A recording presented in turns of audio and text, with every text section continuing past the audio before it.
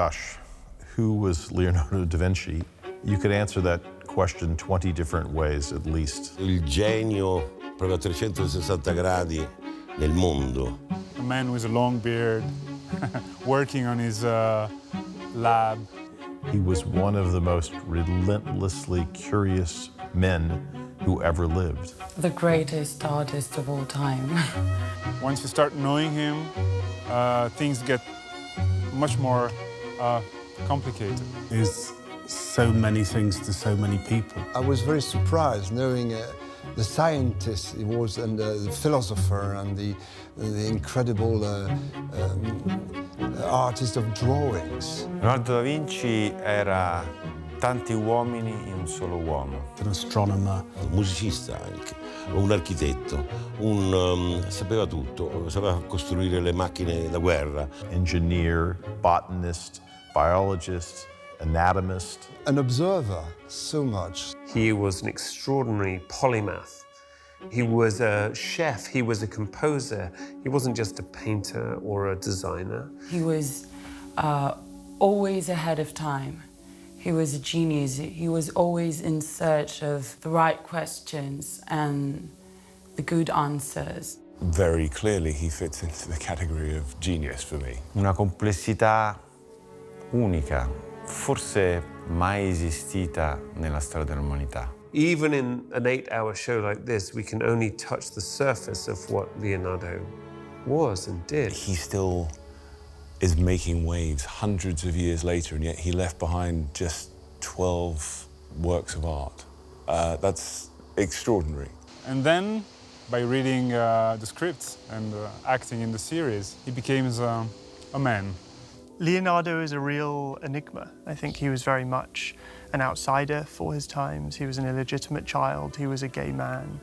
And even if he wasn't necessarily struggling with his identity himself, he was certainly struggling with how best to present that more widely. I don't think you'll ever fully get the real essence of who he was, but that's the great thing about him, you know? Unraveling the complexity of this man, you wouldn't do it in a lifetime. I don't know who Leonardo da Vinci is. We're finding him because it's such a complex character. We ask ourselves that question every single day.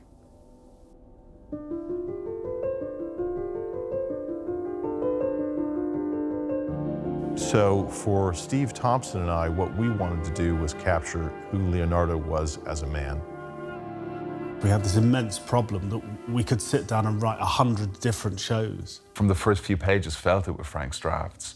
I thought, there's a real person here. This is interesting. This is something, I've never thought of him like that before. You think of Da Vinci and you think of the guy with the old beard and you think of the Mona Lisa and some of the great works, but you don't think of the person so much. And to see this person evolve and change in the opening sort of 10, 15, 20 pages of the first script, I'm thinking, this is a real person, it's a real man, and, you know, it's a human. These scripts instantly grabbed me when I read them because it's a character-driven narrative. And it's so delicious to have, to deal with a story about a character's journey, in this case, to discover who they are themselves. Raccontiamo la complessità dell'uomo. Lo vediamo bambino, abbandonato da suo padre. Lo vediamo giovane e trepidante alla ricerca del suo primo lavoro. Vediamo le sue paure, le sue incertezze, la sua grande capacità visionaria, la sua timidezza. Leonardo is front and center of the script. We get to try and understand him as an outsider, I think, from the very beginning. I think he's very much a different representation of masculinity on screen that all of us should strive to understand and to watch and to put out there in today's world. This is a love story, but without a sexual love affair. It's a platonic love affair between a man and a woman, but a gay man it's a celibate relationship. And that's a really powerful and different narrative. One of the challenges you face is genius is a mystery, and you can never really explain where it comes from. But what we've tried to do is give you insight into what made him a genius. What makes him really interesting as a character is genius is quite a lonely place to be. If you have a genius mind, you're locked inside a genius mind, that can make people very lonely. And so we started to explore the human relationships in his life as well. To show you how moving his journey through life was and how much he sacrificed to achieve what he did. But it's more than that. It's also the story of an artist and how they are challenged all the time to achieve what it is they're desperately trying to achieve. We look at The Last Supper or the Mona Lisa, and we just take for granted that it's beautiful and that it's a masterpiece. But of course, it wasn't so obvious at the time. So we spent a lot of time in this show focusing on Leonardo as a man, but also trying to give the audience an understanding of what made him such a great artist. In the 8 episodes, every one of the 8 episodes tells the story of one particular piece of art and the struggle to create it. So really, those are our 2 story arcs in a way. Not just to show you art as if this were an art class or educational television, but to show you the human truth of this art and why it mattered to Leonardo and why it was a work of genius. When I look into your eyes, I can see the pain of my own. You know, one of the things that makes it different is the nature of the story as a biopic. It's not a typical costume drama. There's a slight blend of genres, if you like. You know, Frank Spotness and Steve Thompson, Gabby Asher, when in creating the show, have created a murder mystery at the heart of it. You know, it starts with the murder of a woman.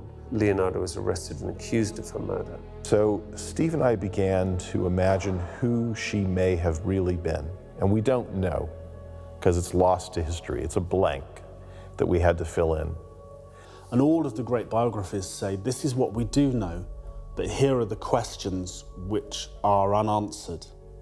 And from our point of view, Frank and I, as dramatists, that's great because we can start to fill in the blanks.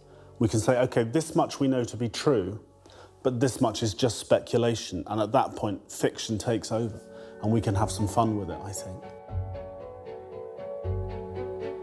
And it's a beautiful framework to create a biopic. So it's a fictional event in a real life story. But by filling in and imagining what their relationship was and why she was so important to Leonardo, it gave us a way to tell the emotional story of his life that wouldn't have existed otherwise.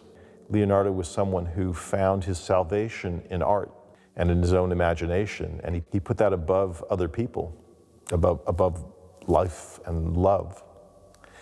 And his journey in our series is about learning to put people, life and love above art.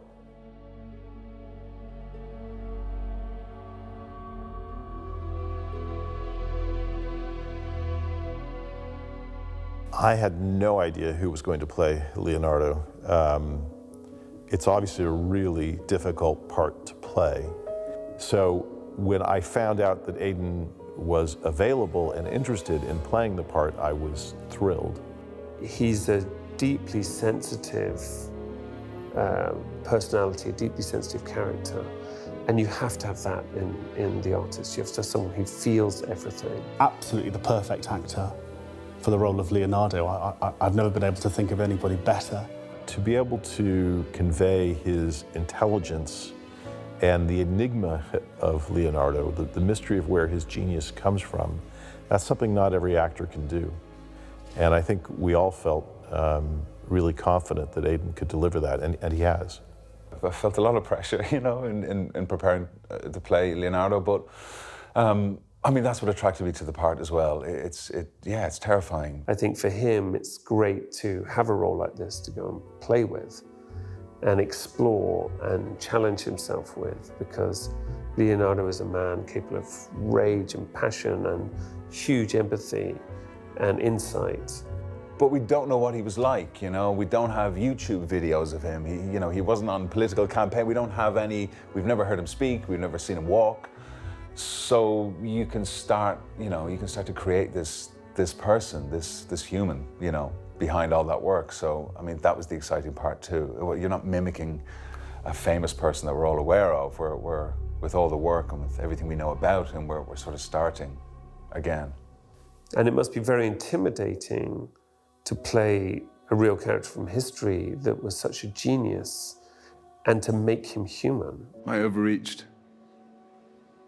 Attempted to cram too many ideas into a single work. Always hard to say who my favorite characters are because I love all the characters or I wouldn't write them. It's like asking somebody to pick their favorite child.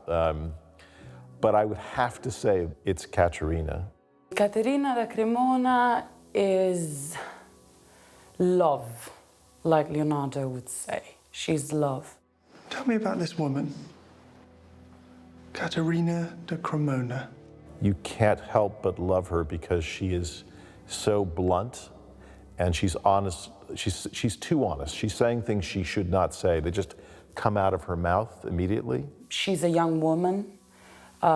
She's a tough one, and she comes from the street, the working class, and so she knows what's what. And but she's also a pure heart, like a white heart, a pure soul. Is wonderful, and I think the relationship that she has with Leonardo, that is obviously the love story at the center of this show, is really interesting because ultimately it's a platonic one.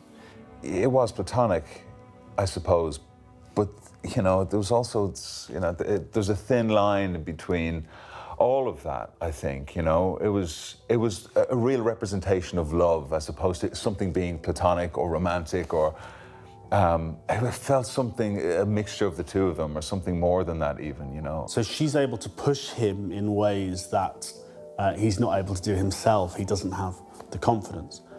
But also he's able to see things in her that she didn't see. Yeah, it was something more than just a friendship, I think, which was really interesting to play. They become brother and sister, husband and wife, best friend. We don't know. They have this great bond and this great connection that can't be enchained. They belong to each other.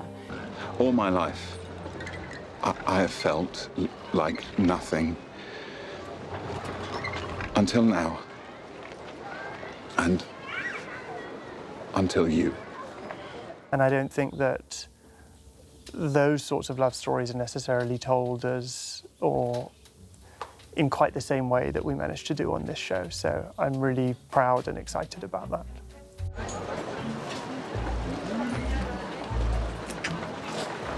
And she's like a key that opens him up and begins to allow him to show his art to Verrocchio, to be recognized as the most talented apprentice in the studio. Verrocchio anche lui era un personaggio molto simile di natura a Leonardo, perché era intanto anche lui primo scultore, poi diventato pittore, poi anche architetto. Well, Verrocchio was somebody that Leonardo greatly admired, very famous maestro teacher in Florence. Somebody that I think Leonardo really looked up to. Questo rapporto che c'è tra Leonardo e Verrocchio è quasi un rapporto della ricerca della perfezione, ma la perfezione divina. Tanto lo si vede proprio da quello che hanno dipinto. We had a lot of fun. I mean, that was very much the sort of the master-pupil relationship. So, the falcon has taught the falconer. He's got a big personality, very confident person. So it worked. There was kind of, yeah, we didn't have to, there was no acting really required for the scenes with Giancarlo.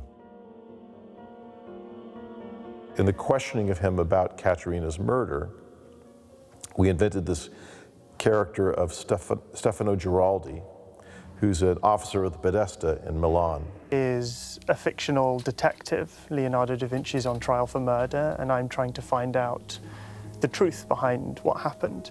It was, I think, around the hottest time in Rome. It was 40 degrees outside, no air conditioning, and we were in this small cell.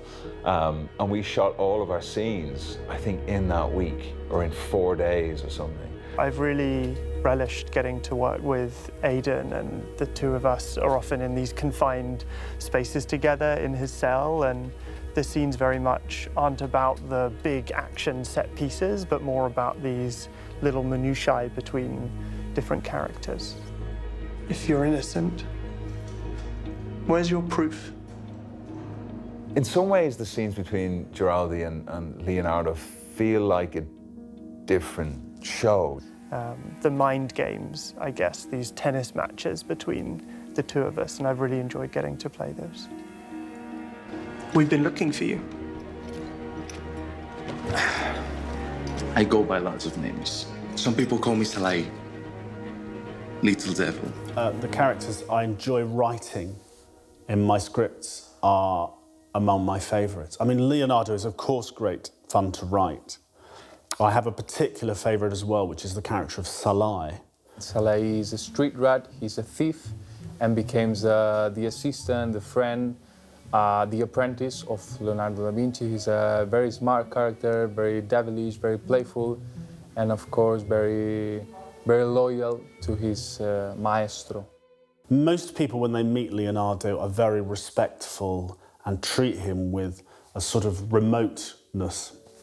Salai doesn't. Salai is a thief, a street rat, and has absolutely no sense of respect for him. And when they talk, there's a really sharp, spicy kind of banter between them, and that's really fun to write. What's your name? What would you like it to be? Everything is just a joke to you. Leonardo sees a lot of himself in this boy, you know, he takes him from the streets, and he's somebody who I think, you know, he's been rejected by life also, and somebody who just needs, I think, love and attention and somebody to trust, and they find that with each other quite early. Even they come from different backgrounds, they are going to spend their life together, so it's a relationship based on loyalty between them, and there's a very pure love between them. That's why Salai is going to be always there for Leonardo. Salai is, he was, you know, one of the big loves of Leonardo's life, I think. One fact that not a lot of people know about Leonardo is that he was gay. And so Caterina discovers this about Leonardo. He kind of discovers it about himself. And I think it's a story that feels very modern in terms of that struggle. You know, here is a guy who encounters all sorts of problems in his life. He has very difficult relationships, problem with his sexuality, terrible problem with his parents. He had a very difficult upbringing. He wasn't brought up by either of his parents, and he was really mistreated by members of his family. And he grew up not really believing that he was lovable, that he was worthy of love. So much of Leonardo's angst, I think, came from his family and how he was brought up, and he was always quite resentful of being rejected by his father. I didn't ask to be born. No one asked for you to be born, Leonardo. You are a mistake. He had several kids, but he never very recognized Leonardo. He didn't want him. He understood later he was a vegetarian, which is particular for that time. Gay, certainly, so he was very disappointed by his son. Working with Piero, working with Robin, those scenes were always tricky. There was naturally a lot of angst and energy in those scenes. It's an authority relation. The father is very strong.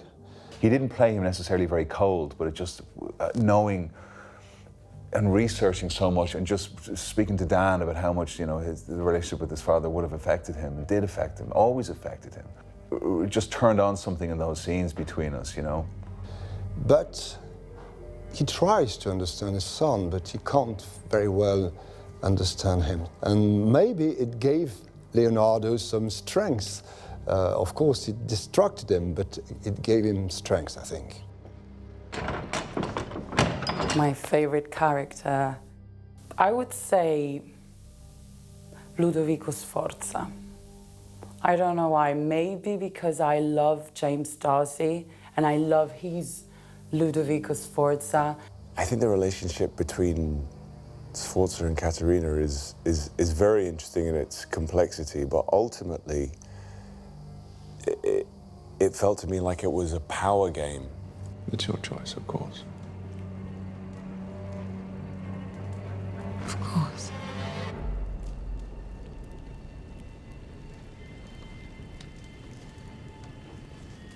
But there really is no choice at all.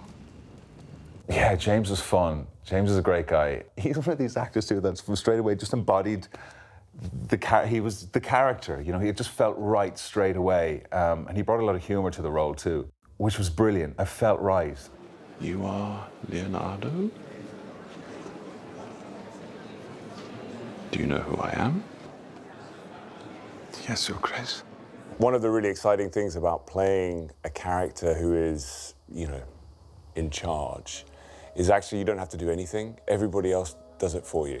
It's a great character. It's full of contradiction and over the line all the time. He's crazy. He's the boss of the castle, but you never know what he's thinking. He can be charming, he can be a tyrant, he can be quiet, he can be loud, he can be any one of those things, but it's much more to do with the way people react around him in court. I mean, I think a menacing guy and scary person to have around, but, you know, I think he's a patron of the arts, and I think it's, for that reason alone, is somebody that Leonardo appreciated, you know? I think he challenged him. I think he opened his imagination to some extent, and I think he did push him in ways that even a genius like Leonardo da Vinci needed someone to keep pushing him forward, because every artist is plagued with self-doubt, and the show explores that quite a bit. So Sforza was the person who was there to say to him, no, it's possible, do it, do it, do it. Whenever you make a film about a real character, it doesn't matter if it's Mahatma Gandhi or Muhammad Ali or Leonardo da Vinci, it's terrifying. They're people that everyone has some idea of. And you are going to be judged harshly, whatever you do. You know, there's no perfect version of this character, there's just the version that you can present. And I think every time you represent someone from history, you have a responsibility to be as truthful as possible to that character. But at the same time, you have a responsibility to tell the best story in the best possible way, regardless of who the actor you cast to play that person or how you choose to write them.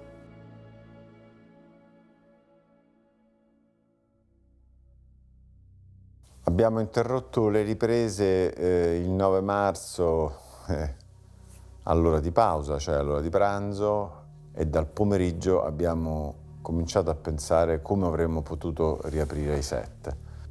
You know, we had to stop production for months. We just had to stop and down tools, and we didn't know if we'd have a show or not. And every production that was shooting all over the world has had exactly this problem. It's a credit to Lux Vita and Sony and everyone who managed to make it work. It's a huge ordeal, yeah, and one-way systems around everywhere and different departments not meeting each other.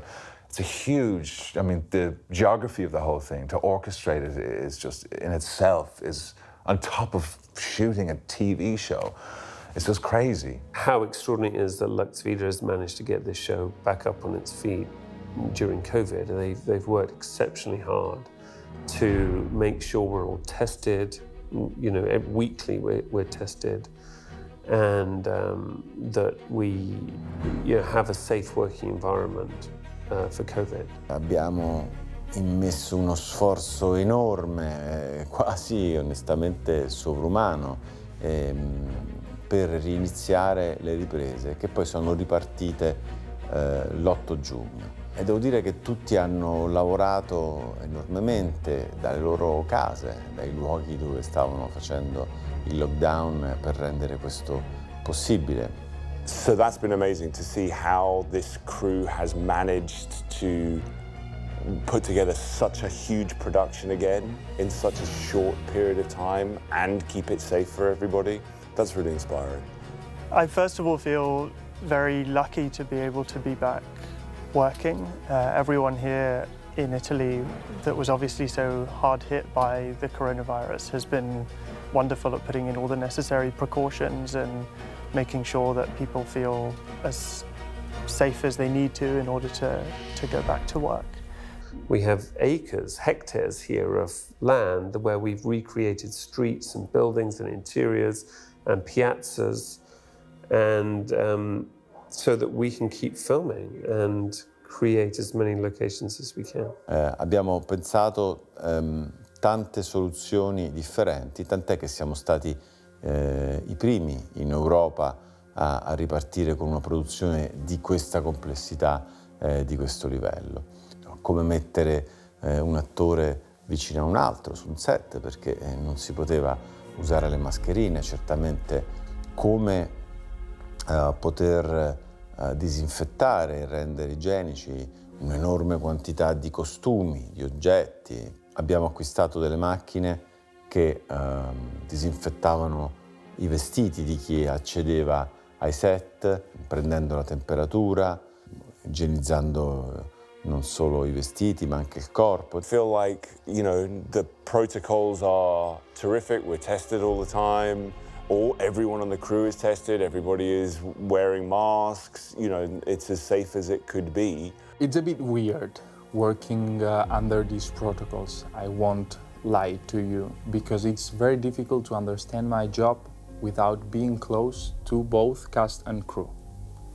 But I have the feeling that we're working in a very safe environment, and the production has taken a lot of measures to protect us. So I have the feeling that I'm calm and I can do my job well. And this job is about relationship, is about being together and play together. We all feel very blessed to be back on set and do what we love the most, because we understand that is not something to take for granted in life in general.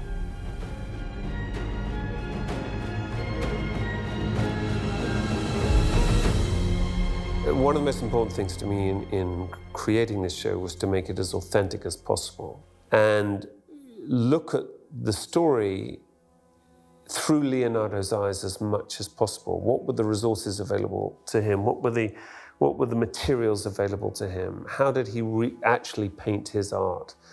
What were his skills? How did he learn them? I think straight away getting a tour of the art department and just seeing the work that they had done and that they had to do was quite breathtaking, actually. Un set come questo ha più di 200 persone che ruotano intorno, 2-3 unità a volte al giorno che girano contemporaneamente. Abbiamo realizzato e costruito in parte decine di location, 60-70 set diversi. Una copertura di almeno 600-700 metri quadrati di superficie. Abbiamo un grossissimo set che è tutto l'esterno di Firenze, che lo ricostruiremo in un terreno, in un backlot qui vicino agli studi della Film House. Ma la sfida era veramente enorme, costruire una cosa probabilmente che da 20 anni non si realizzava qui a Roma e in Italia, un set di altri tempi, come misure, come estensione, come complessità di realizzazione. Nell'art department qui in questo ufficio siamo praticamente 5-6 persone. Poi c'è un reparto di arredatori, sono altre 6-7 persone. Poi c'è un reparto di falegnameria, di stuccatori, di ditte esterne che costruiscono le scene. E in totale potrebbero essere anche più di 150 persone. Solo ovviamente in un progetto come questo dove tutto è quasi tutto completamente ricostruito. Dentro questa costruzione ci sono 2 città, c'è Firenze e c'è Milano, strade, vicoli, palazzi, chiese.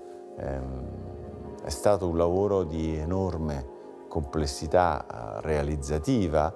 Questo è il modello, diciamo, della costruzione di Firenze in scala, molto utile alla regia per studiare un po' tutti i movimenti scenici, i movimenti della macchina, per gli attori, per le scene di gruppo, insomma è molto utile un po' a tutti.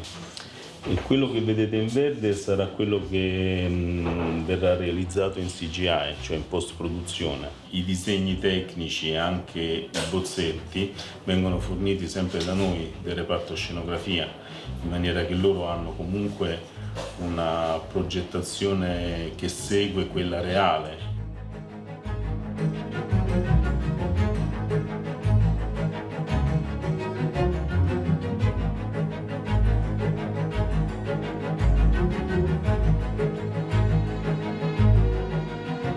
Una parte molto importante del nostro lavoro è la fase dei bozzetti, che generalmente si fa all'inizio della preparazione, che riguarda proprio illustrare un po' tutto il look del film, il vestito del film. Quindi c'è dalla tavolozza dei colori, la scelta dello stile degli arredi, si ha una visione totale di quello che poi sarà il film praticamente. I mean, I had no idea.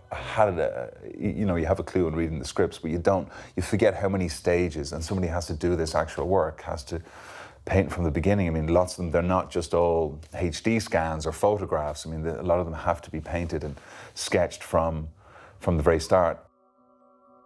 Io sono un pittore di scena, anzi uno scenic artist, e lavoro soprattutto sulla quadreria e tutto quello che è la decorazione e la pittura nella cinematografia, e soprattutto nei film ambientati in epoche passate, quindi in epoche classiche, perché ho studiato la pittura antica e quindi conoscendo le tecniche, conoscendo gli stili, questo studio viene applicato poi nella cinematografia. Può essere il disegno, può essere l'incisione, può essere adesso una pittura a olio, come può essere un affresco, sempre chiaramente realizzato però con una tecnica che in qualche modo ricorda la tecnica originale, perché stiamo parlando di scenografia, e riporto attraverso dei metodi che ormai ho collaudato negli anni lo stesso impatto visivo che può avere un vero affresco, un vero quadro a olio. So in the creation of the apprenticeship that he went through at Verrocchio's studio, all of the young artists who we selected to be working with him went through a kind of boot camp of Renaissance painting techniques and sculpting techniques and charcoal drawing techniques, so that they all knew literally how to hold a charcoal, what they were trying to see, what they were trying to achieve, what they were trying to make, and had to go through that process so that the way they thought, the way they behaved was authentic.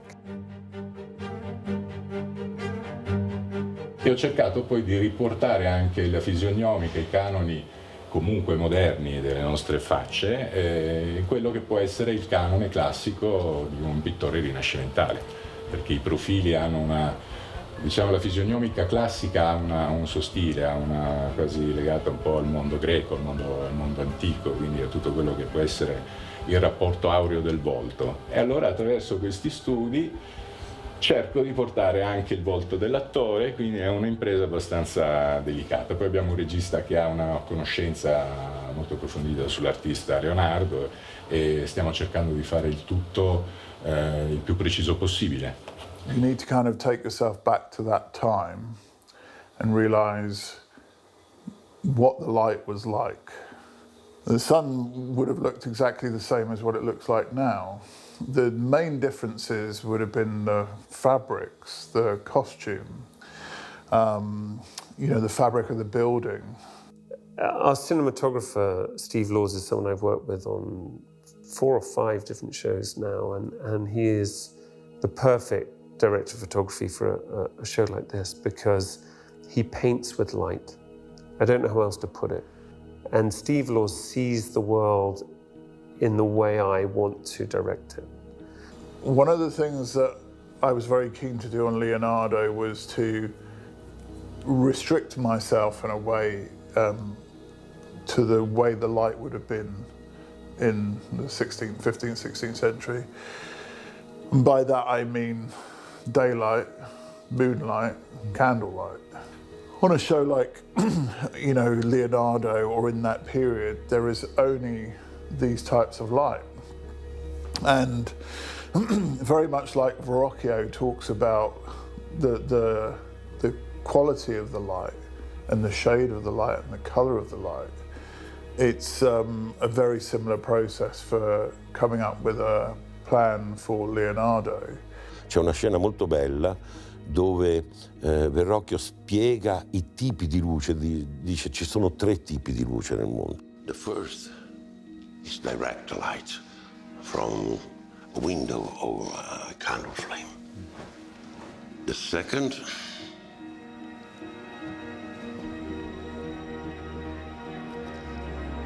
is diffused light.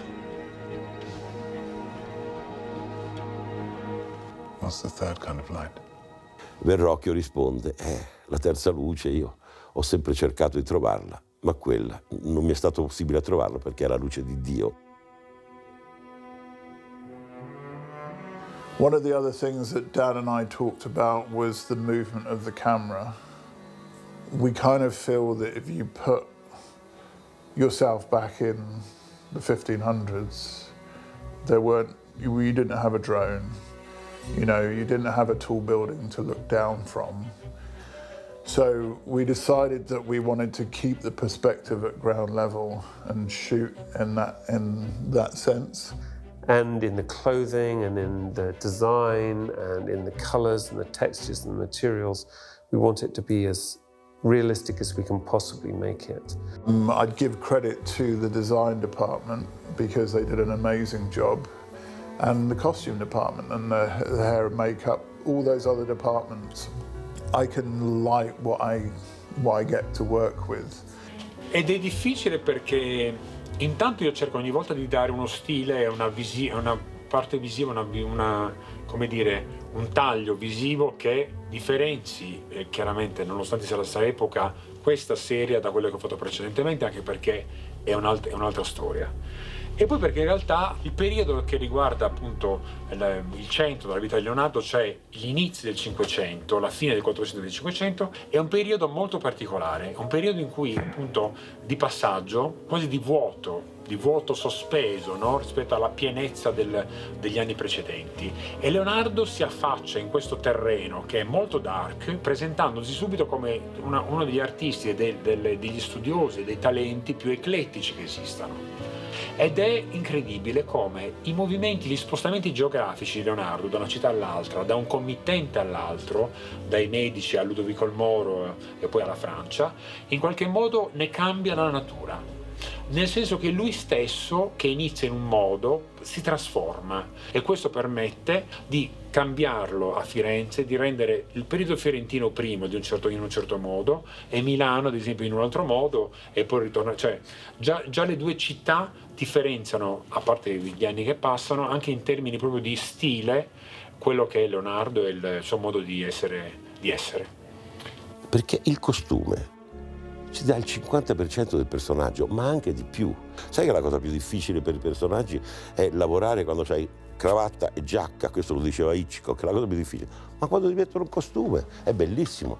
Già il costume ti trasporta in un altro movimento proprio, a parte l'altra epoca, quindi la definisce lui, no?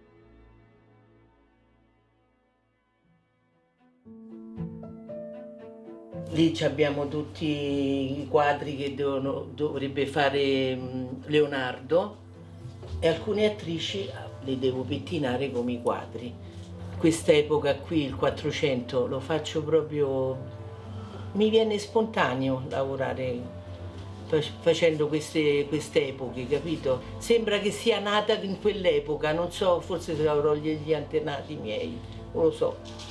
Mi rimane facile, ecco, devo dire la verità. Perché fare una ricostruzione storica dà la possibilità di mettere in pratica, oltre che la propria tecnica di lavoro, anche la propria genialità e la propria cultura, è questo che fa la differenza.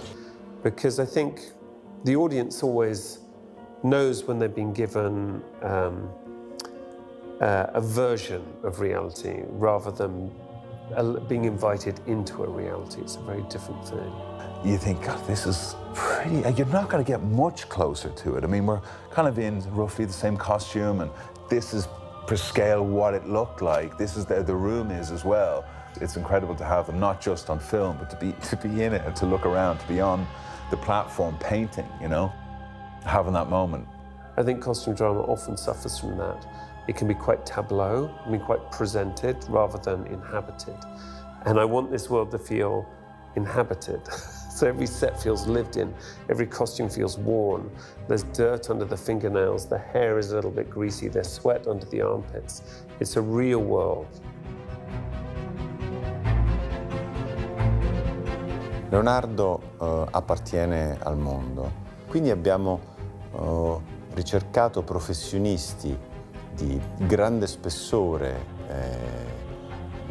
internazionale, ma anche di grande capacità intellettuale e di sensibilità. Chi è stato su questo set doveva avere una forte, come dire, propensione artistica e un'enorme professionalità per mettere insieme un sogno veramente internazionale. The audience should watch Leonardo because I am in the series. Okay, perfect.